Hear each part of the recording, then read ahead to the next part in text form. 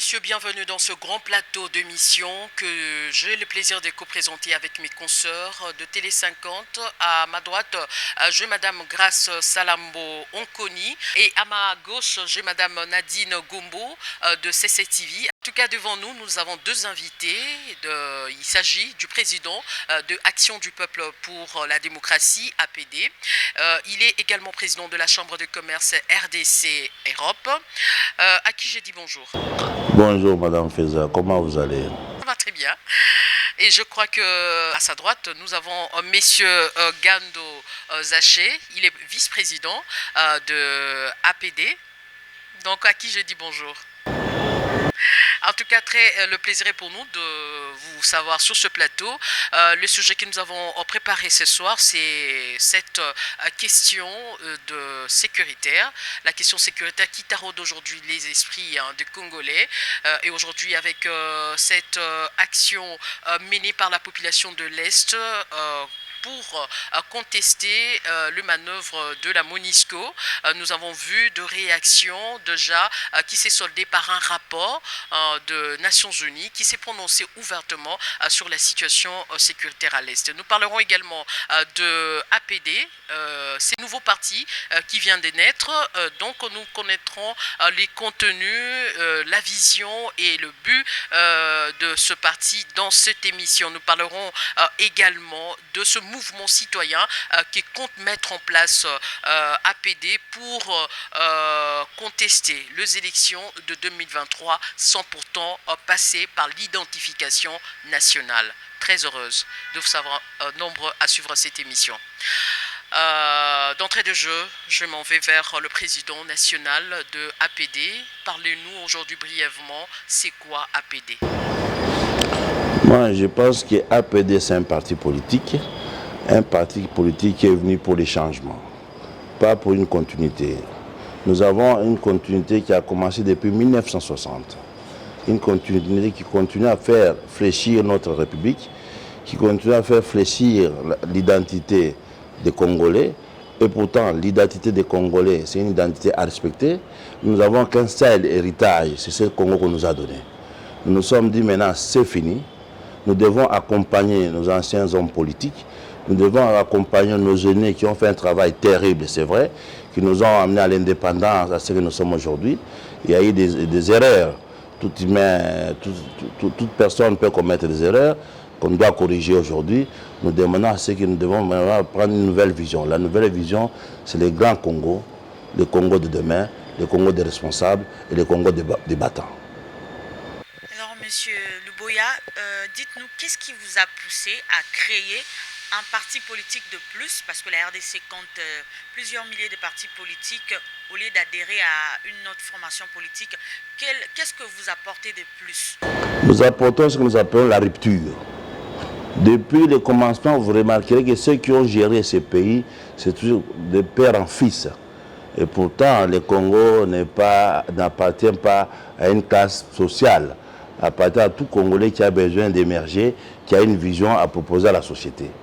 Je n'ai pas commencé la politique aujourd'hui. J'ai fait le conseil politique de Christian Badibang, dont vous connaissez, qui a toujours milité pour l'intégrité, qui a milité à l'époque avec Mende et Olenga Nkoyi, avec celui qui est aujourd'hui aux États-Unis pour accompagner les Finks de l'Imité à l'époque.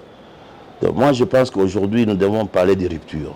Nous devons parler de rupture. Pourquoi pas tous les petits partis avaient l'arrivée de l'AFDEL à l'époque, les gens qui sont venus en botte pour présenter la politique comme quelque chose d'amusement. Toute personne peut rentrer en politique en récupérant tout ce qui est économie. Vous remarquerez aujourd'hui, la preuve, sur le boulevard de la République, il n'y a aucun Congolais commerçant. Vous remarquerez en plus, sur le marché, il n'y a aucun Congolais commerçant.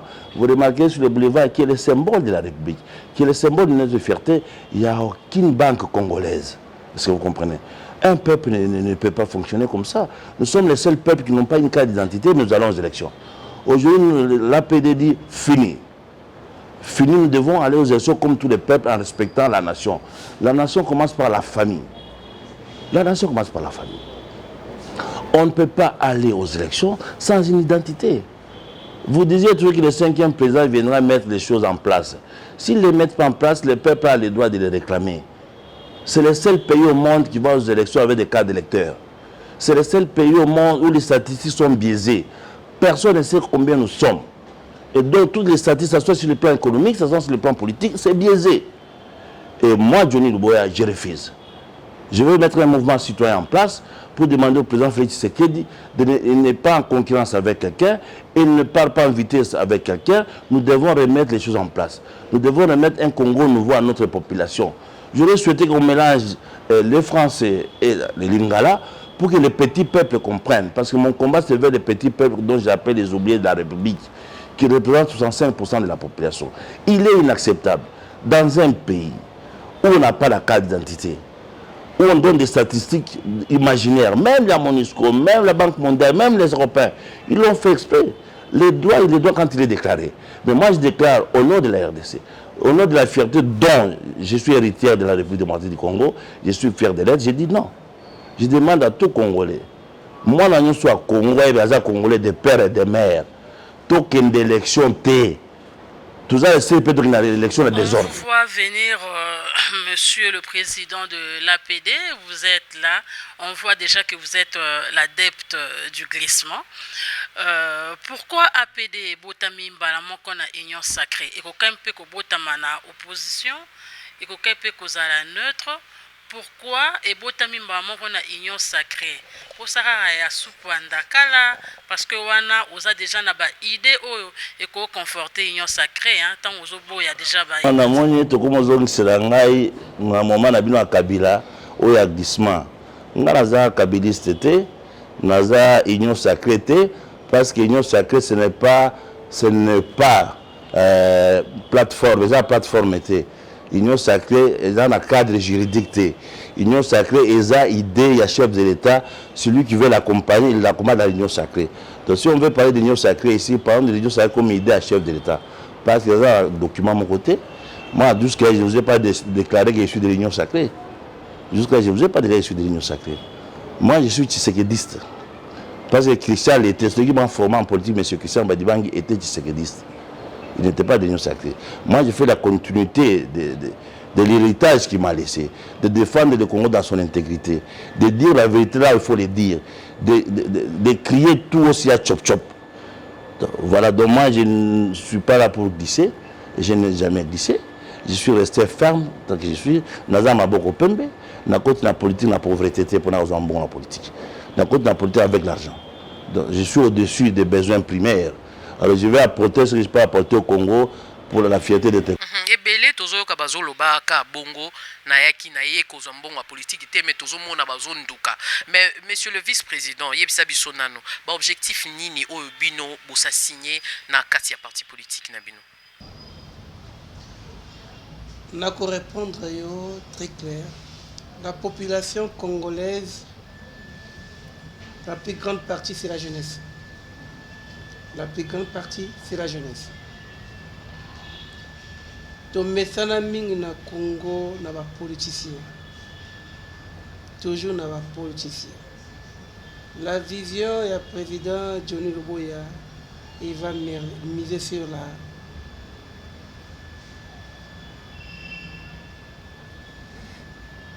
les technocrates. Pourquoi les technocrates? Un technicien, avant ça, les cambo, a réfléchir 1000 fois. Ce qui n'a pas boyé et quoi aboutir à niveau nini. Un politicien, à qui n'a pas ce qu'a cogné, oh j'ai mal. Biso tout ça pour la bonté. Tu quoi accompagner vision, il y a président Luboya. N'a pas vision ni autre dans la pose, mais une seule condition, on doit miser sur la jeunesse. Toujours la jeunesse. Toujours la jeunesse. Pour qu'aujourd'hui, mon aboté na Congo, a qualifié que il faut que des poteaux pour nous vivre. Il faut que les États-Unis pour nous vivre. Non. Il doit réfléchir que dans mon pays, je peux me retrouver. Mais tant que les conditions sont réunies, tu peux se retrouver Les conditions sont réunies parce qu'il y a une continuité de l'État. Dans le sens, de tout ce que nous rencontrons aujourd'hui, vous verrez que le président Félix Tshisekedi souffre aujourd'hui. Parce qu'autour de lui, il n'y a que des jouisseurs qui sont en train de copier les PPRD de APDP kokota na kati ya bajusseur ndeko Luboya tokota na kati ya masolo penza ndenge olobi ete ozotia en place mouvement citoyen oyo ekotelemela élection ya 2023 bino nayebi te likanisi wana euti nanu wapi parce que lelo oyo PPRD a lobby ne serait-ce qu'ata seconde moko bino bolekisi déclarer guerre parce que bino bozo se réclamer ba tshisekediste. Donc bino bolingi mboko yepela. Peuple, est-ce que PPRD a maloba koloba na mboko? Aza na sonité. Par exemple, on a sonné pour la télé, maintenant le bagage a monté à PPRD. Je dois me regarder en face et regarder les enfants et ce que j'ai construit autour de moi. Qu'est-ce que PPRD a construit ici? La gabégie, le népotisme, Mouyibi. Surtout les immeubles de ces gens autant les abarons politiques. Dis-moi qu'il n'y a pas de choses qui kenda maman fait à trouver une bandakala. Ok, au côté qui va immeuble de sont bon politique. Parce que Mouyibi beleki. Toko kenela bango tinasuka. Toko remettre le pays dans maboko, il y a peuple au centre de son développement. Toko ki mambango il y a aucune élection pour nani. Ba gérer pays 22 ans. Et comme il y a un népotisme, et comme il y a un chèque, et comme il y a un bouillibi, chance que l'on pamba, dans mon toit, ça va pousser comme un toit politique. Et pourtant, ça va mettre la pousse à vivre. Il ne peut pas vivre. Bâtir la population à la mendicité. Je n'ai pas comme ça. Même les journalistes, beaucoup de la vérité, parce que, ok, au sein de la presse, conférence de presse, la pression bongo, au lieu de ça, il m'a bé. Et pourtant, vous avez 3-4 pouvoirs à la République. Voilà comment on a tué ce pays ici, par ces gens-là. Et on a lobby un changement.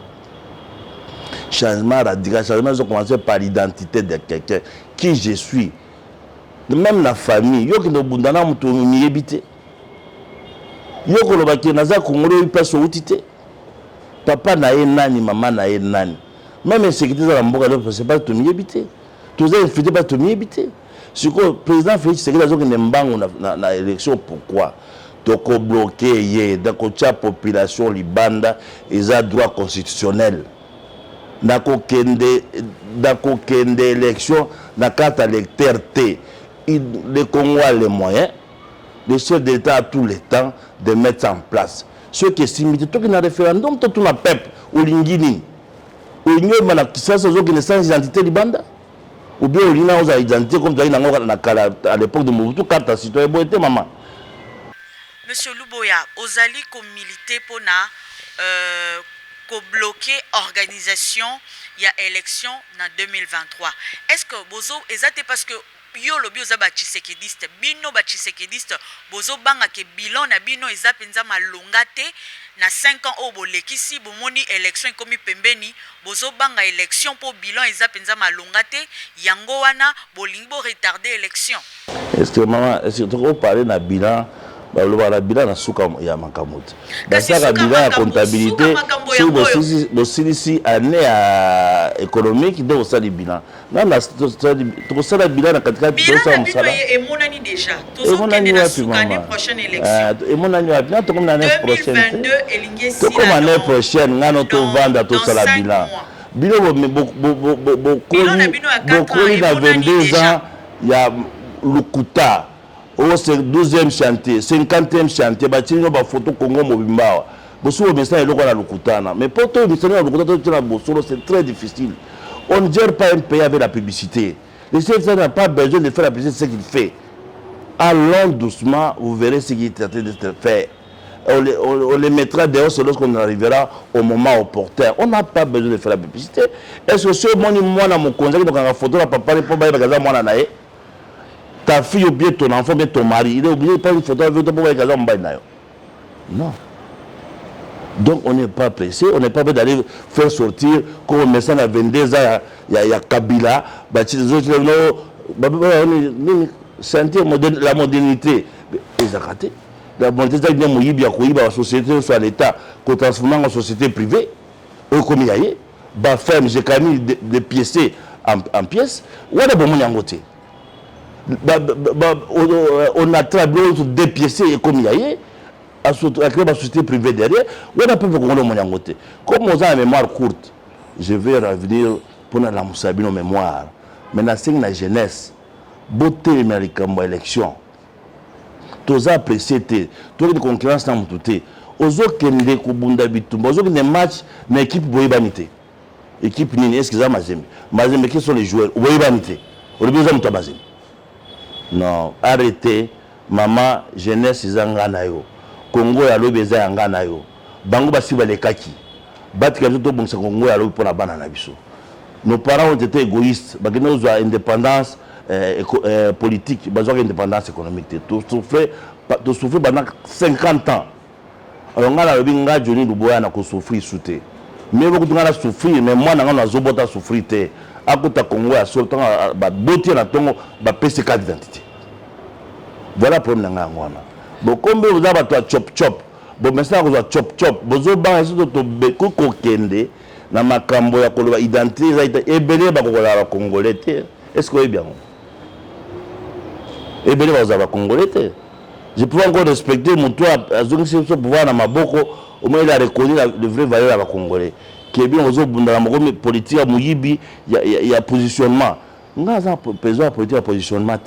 Dans la jeunesse, vous avez balabala, vous souffrir tous les jours. Le droit, il est droit quand il est déclaré. Dans la jeunesse congolaise, beau téléma. Moi, on a un na Est, mon histoire qui tout téléma Félix, à cause de l'élection, tu vas identifier bisoté.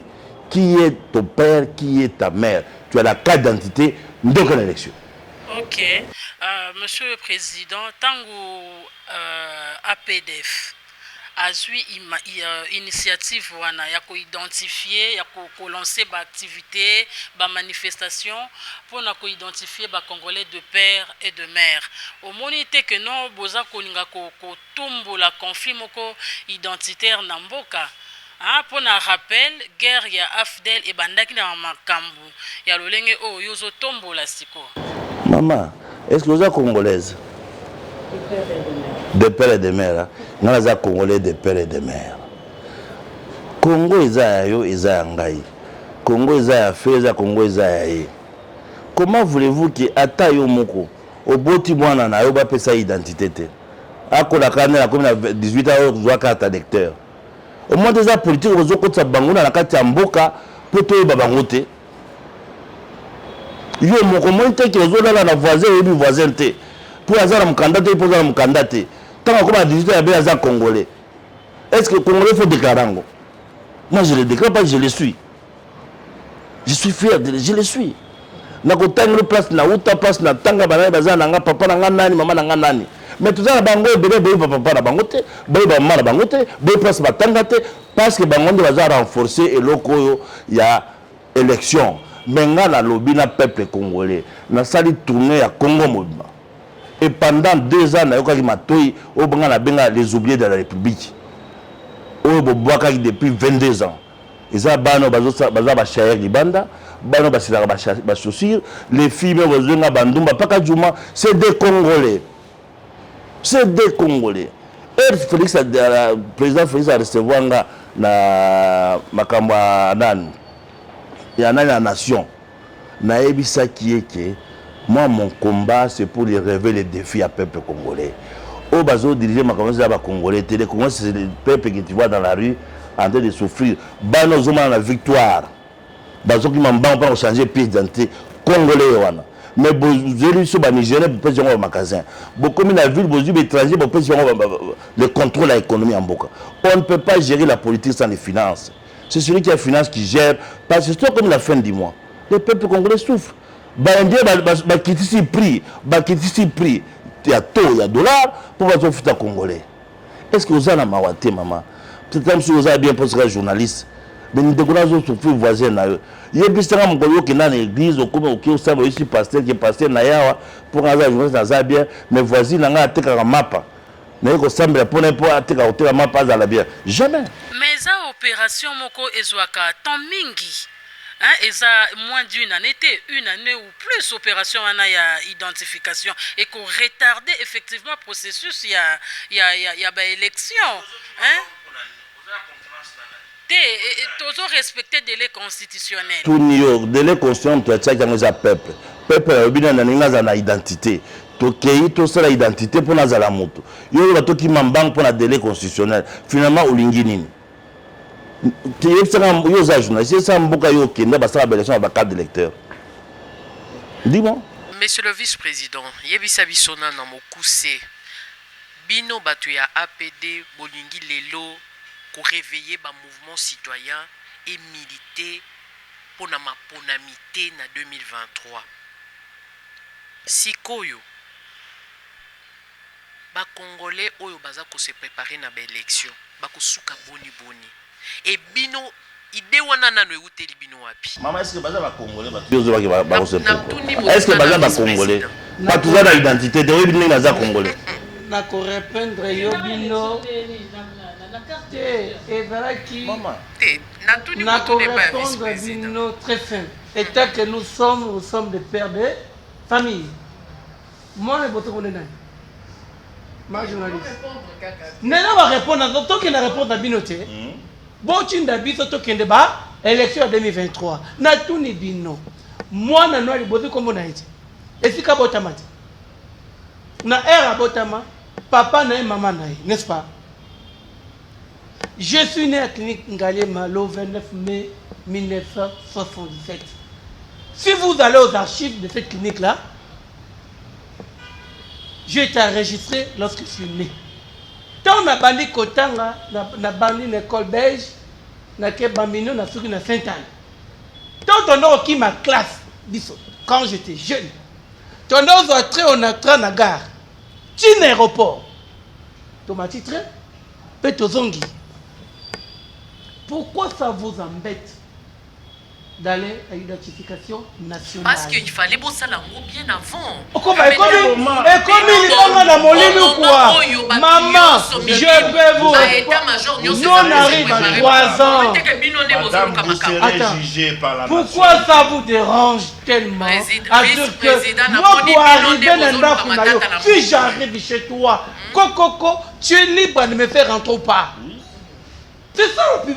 Écoute, qu'est-ce qui est très simple aujourd'hui? Est-ce qu'on peut aller voter? On peut aller voter. Il y a la carte d'électeur, il y a la pièce d'identité. C'est les deux là que tu présentes dans le bureau de vote. Dans tous les pays du monde de la Bongo. Pourquoi Bilombo a inventé l'histoire? Bongo a inventé mon kiri. Arrêtons. Okay. Pour nous, c'est très simple. Okay. Arrêtons. Nous tous. Écoute, si j'ai des bélés. Mais monsieur le président, pour moniter que eloko oyo bino bozo susciter lelo baninga oyo ya ba parti mususu ba bandaki yango pe basukaki. Mais bino bozo ya ko réveiller eloko oyo ezaleti boîte à Pandore oyo ko fongola makambo ebele pe et ko risquer et kotisa mboka na mobulu. Est-ce que bozo bangate ba retombée négative ya makambo bino bozo? C'est na bangi na ko kende wapi? Le seul héritage est le Congo. Finalité, c'est que la moine on a botti Congo ya solo. Natika la moine a joué à lobby Congo où ils ont la norme. Natika moine a joué na maternité avec une carte d'identité tant abîmé 2 jours après qu'il a passé acte de naissance na acte d'identité. Natika Congo il y a confusion te. Natika Congo il y a partage à Berlin en 1886 te balobino wana dépotoir international. Voilà bakoko na biso mais biso te totangi na mindele na poto dans le même avec les mêmes professeurs. Alors toujours réclamer droit de sol ingolo baki mutayebi kaza congolais na identité na ena preuve na carte électeur. Oza pressé ya nini Congo okufa lilote Congo okufa lobité. Boto boy to tika Congo ba papa la tika biso. Tobo to tika Congo ba koko ba tika biso. Il faut mitala maman tala bana zobota kitoko. Ba ko vi na Congo ya nzala. Ba ko vi Congo ko ya konga mkolomoko. Ba ko vi Congo ya mobala mbana zo na toka bina ke koluka na autre na mpesa. C'est que genre de Congo papa. Mama ngana boyango. Na kuta yango na ba parents, il y a un exemple qui dit naître pauvre c'est pas un péché, mais mourir pauvre c'est un péché. Monsieur Luboya, likambo oyo ba congolais des pères et des mères concernant nga lobi yango batu babandaki yango basuki nango. yo lingo bandango lisusu est-ce que ezate pona koluka quelque part au lésé batu oyo baza à 100% congolais té mais bazui Congo lokola deuxième patrie na bango et puis baza plus patriotes même que ba congolais ango de père et de mère.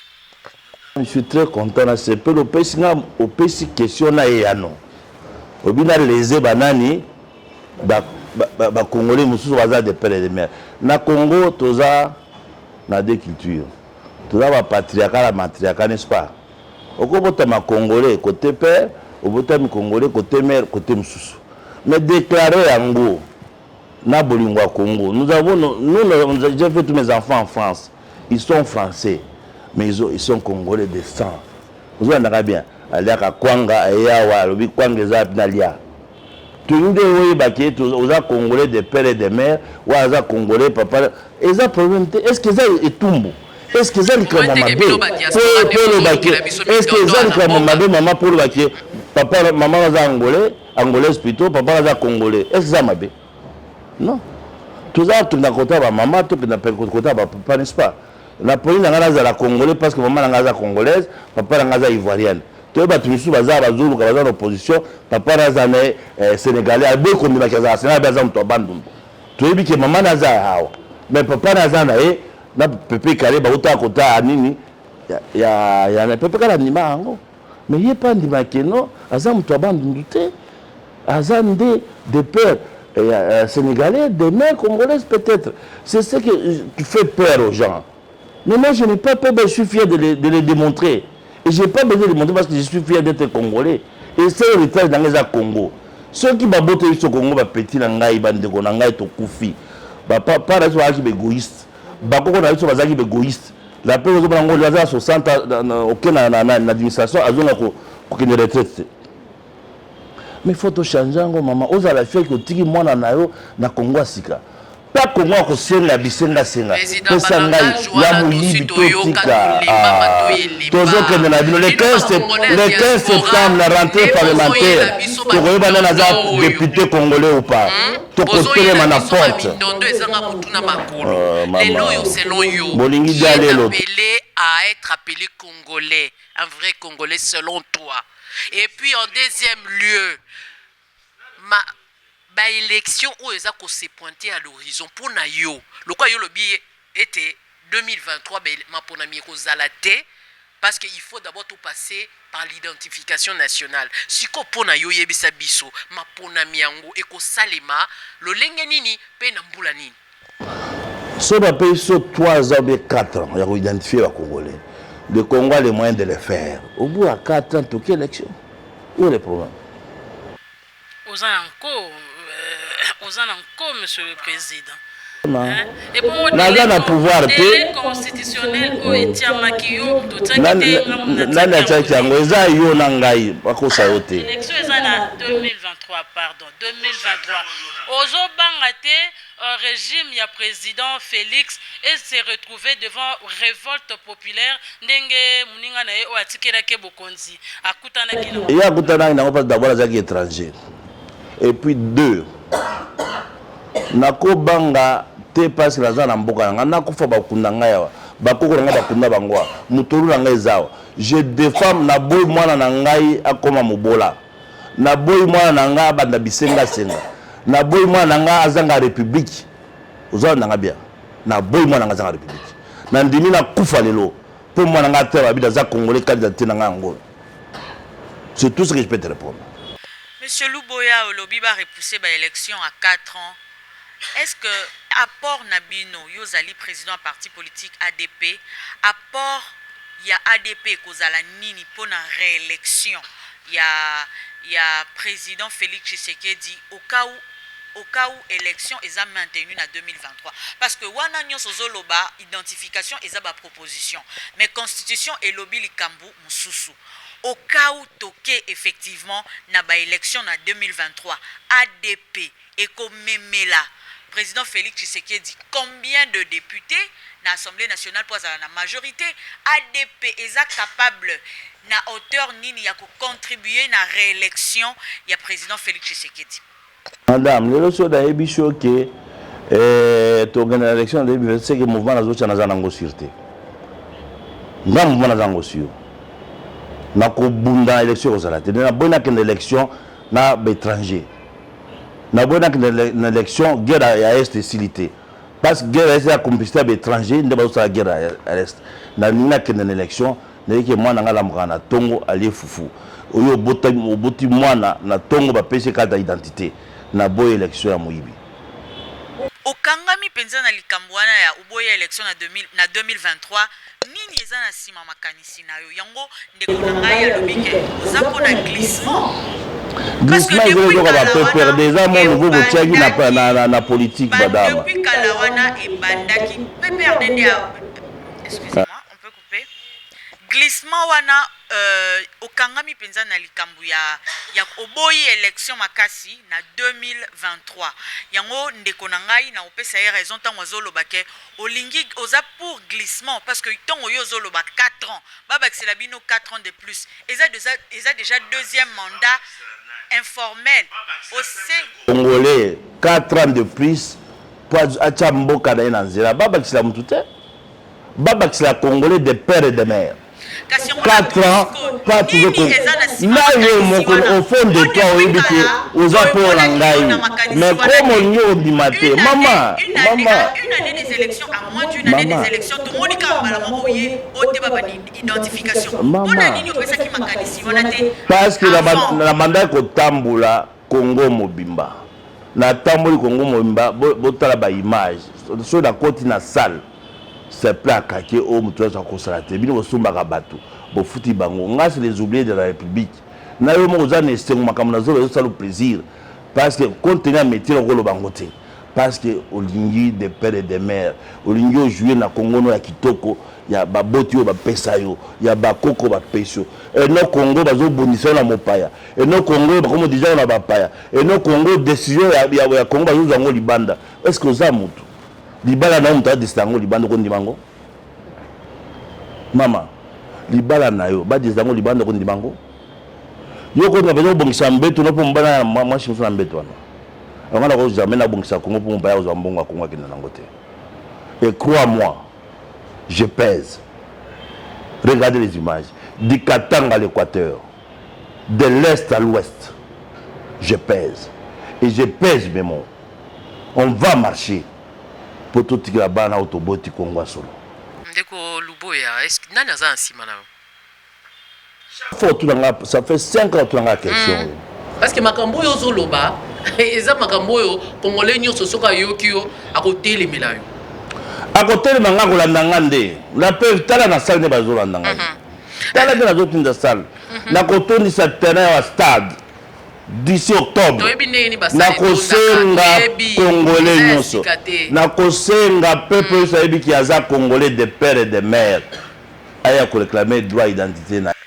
Mais dis-nous un peu ces procédés et les kamandenge nini pour na identification wana pe pour na mouvement citoyen oyo oko mettre en place je crois d'ici là et ba élu na biso comment est-ce que ba ko prendre les Cambouana droit constitutionnel droit na biso wa congolais et nyoro ba kitoko ça la pétition pour un référendum parce que ba député biso ba totie bango mais ba kiko ba dictatement ba salaire na bango ya balar na bango biso ba zoba pour toi na gouvernement a dialelo mais gouvernement oyo kaka ne to tambola na papa Tshisekedi de to ko tambola mwana soki aboyi to kende na identité ya solo. Parce que ça école il y a des cas qui ne école ngana des cas qui parce que Christian Badibangi azaki adepte ya Finks ya limité de toko kende nasina tamboli mouvement est en place nasina tamboli il suffit la tchaka bato bandi toko banda na 26 provinces au même moment toko tema ba parlement provincial non son apporte dans retour ya parlement oya ebikaza congolais a signé pétition oya boko signé pétition ça congolais. Hein? Non, ça est le côté. Mais surtout, moi, pas tout le peuple. Bateau, manaba, bateau, tout le monde. Tout ce qui est congolais, bateau, ma pour défendre l'intégrité de mon bango. Tout ce qui est congolais, à défendre l'identité na congolais. Azan angoté, azan la carte d'électeur identité. Maman, est-ce que na salle ma belle, yo mo za l'identité. Na tout non, identité non. Amoni était régime. Maman, na tout non. Si vous avez question dans l'identité na yo. Tu n'es pas sûr d'être congolaise. Kabound, Ozaki vice-président et assemblée premier vice-président de l'Assemblée nationale, Obiete, Félix Tshisekedi a échoué dans le mandat. Les Congolais, c'est yoka. Les Congolais, c'est ngeli basala keba parce que mandat ou eza somo. Pe à l'Obiete, eza na motu ya ete yé atelemela lui Kabund, atelemela régime Oyo à n'importe quel prix. Le président Félix a échoué, mais a échoué. Il faut faire la part des choses. Le président Félix a échoué, mais a échoué. Sur la terme, il vient d'où? Qui l'a fabriqué? Nana Ebaki. N'est-ce pas, parti au pouvoir? C'est pas ça. Tout cela a maman. Parti au pouvoir, il y a un fabriqué, non? Bimisi na kamina na makoloti na kisasa. Nana, yo ndeto tunana. Obanga kanini. Responsabilité zande ngai. Ngamta otanga ba. Comme obandi ko bimisa. Kwa na ebisi ki, auti na kamina na kisasa. Na ide peste. A conduire des pestes dans le Parlement, ils ont été. Ceux qui ont échoué, il n'est pas complice, c'est un échec. Alors, il devait dire ceci. Ngai Kabunda, dans le programme de président parti, il des pestes n'a échoué.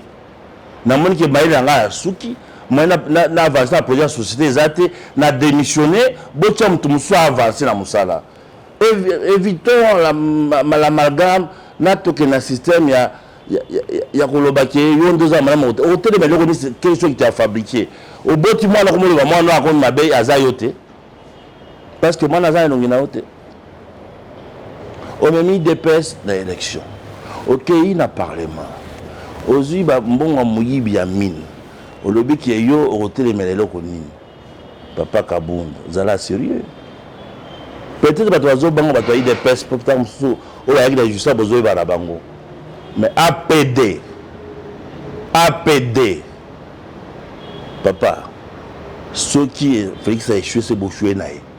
Ceux qui dépassent échoué, Bouchoué Naï, tu as été responsable. Avec un comportement, il y a ban amitié, tu devais être à la base, comme combattant à base. Parce que Bando tu l'as pigné comme combattant, c'est tout à fait logique. Ok, au bout du Parlement, au bout du Parlement, symbole de la République, parce que aux hommes, tu as base. Mais tu ne peux pas être un cadre. Il dépasse à ça qui est au cadre.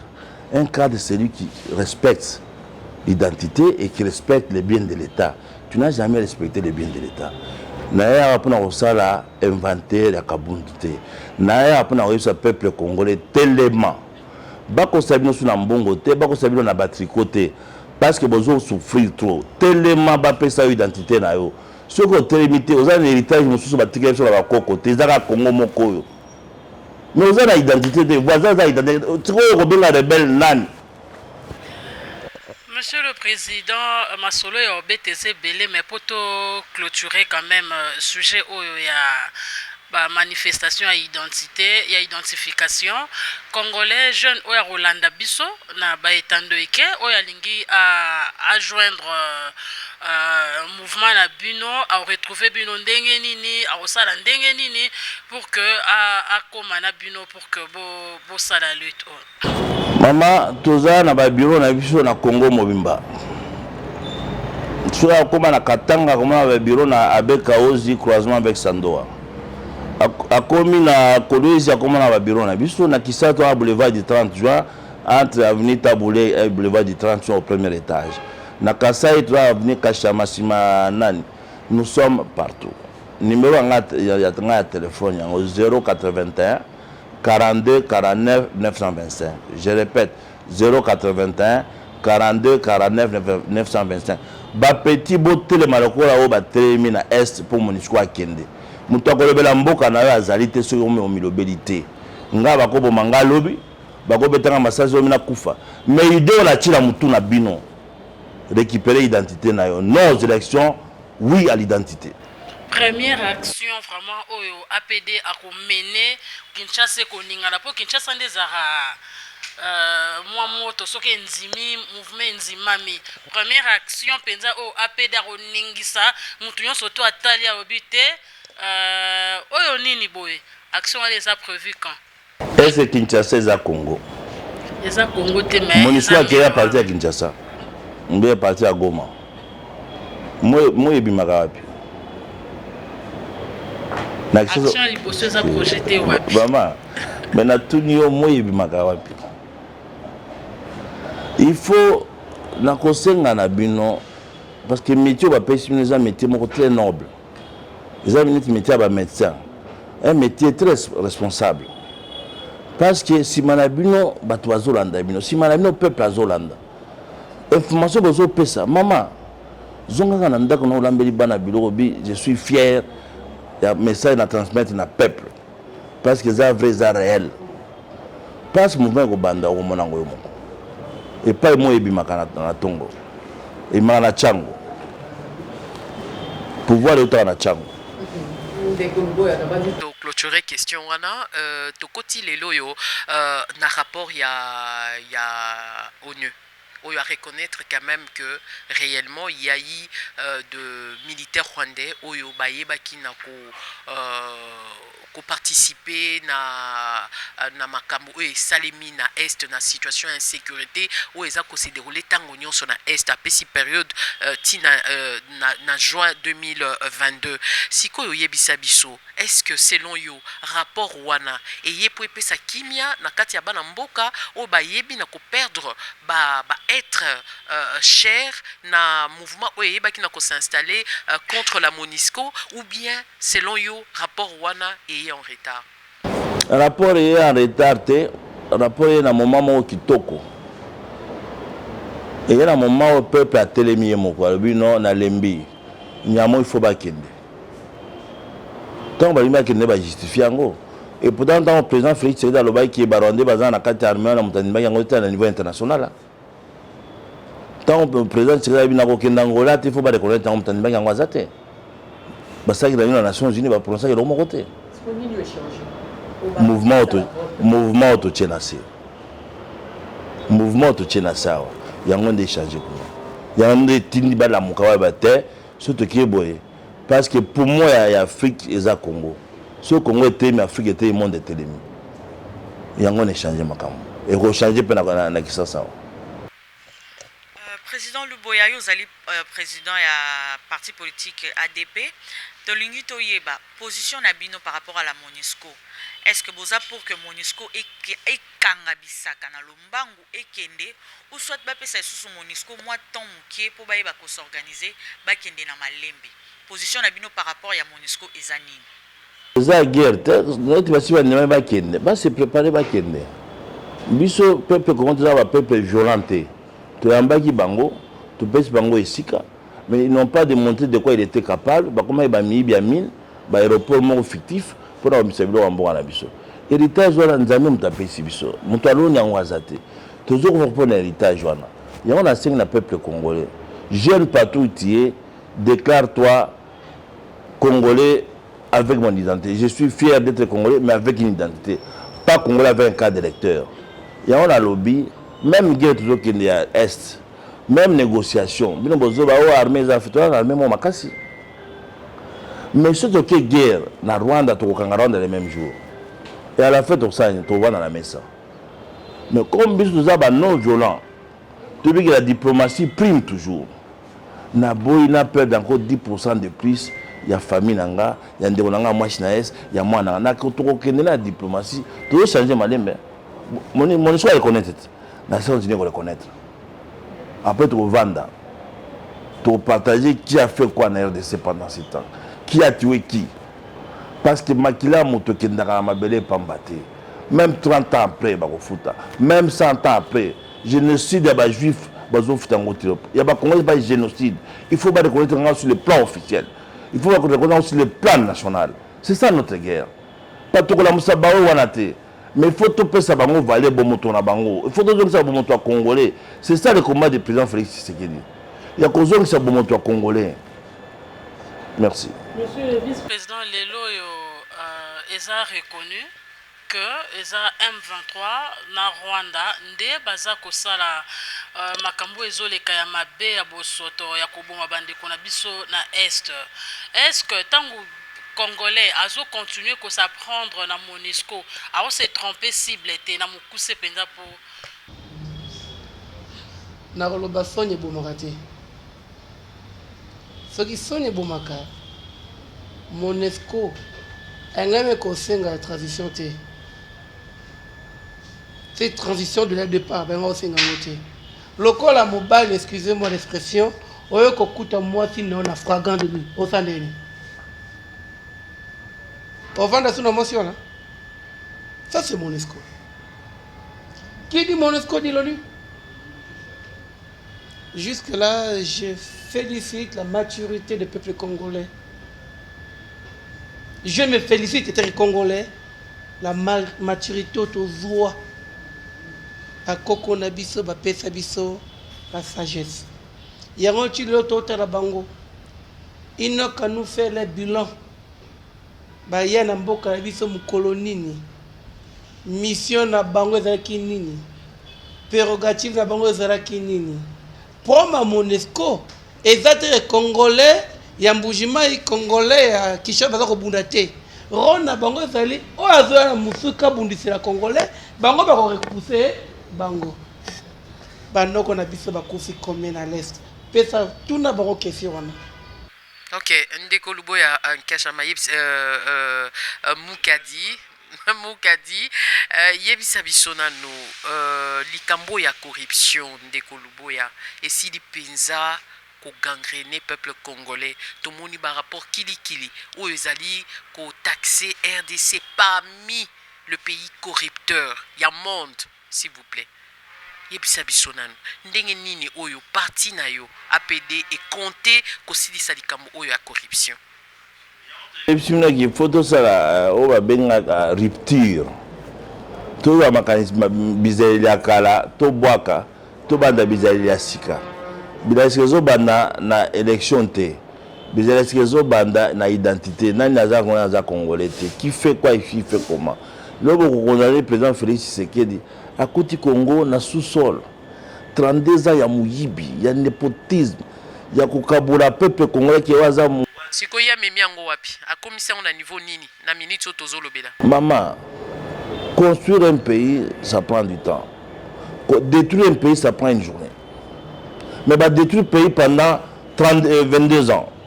Vous êtes dans la ça 2 ans, tu as zongi sini. Ata programme ya Tongandako. Dans la fondation. Mais tokomi fondation au ça 10 ans, 15 ans. Sans vision alors.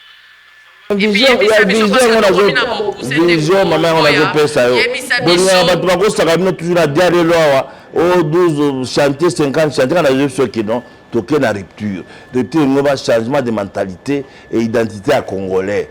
D'accord. Il y a parce que tout le monde a qui na tourné na